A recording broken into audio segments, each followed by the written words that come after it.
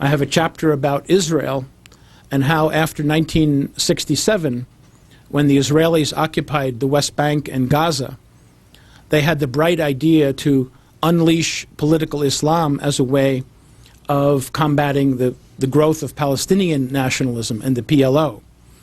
And Ahmed Yassin, who was the founder of Hamas in 1987, was in prison in Gaza in 1967.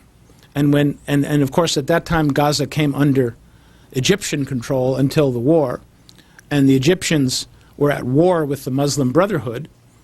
And Yassin was a leader of the Palestinian branch of the Muslim Brotherhood.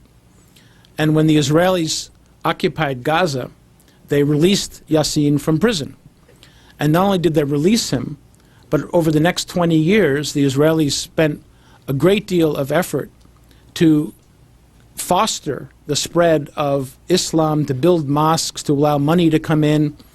They worked with Yassin to legalize his Islamic association, he called it. And I talked to a number of people, including a woman named Martha Kessler, who was a very smart CIA analyst at the time. And I'll read you one quote from her, and then I'll try to wrap up so we can take questions. This is from Martha Kessler. She, as I said, she was a CIA analyst. We saw Israel cultivate Islam as a counterweight to Palestinian nationalism. Radical Islam and extremism didn't come into play as much with the Palestinians as elsewhere, at least early on. But their move toward Islamic radicalism didn't take place until the Israelis encouraged it, and quite a bit. Although they weren't responsible for it completely, they didn't crack down on it. They allowed them to flourish.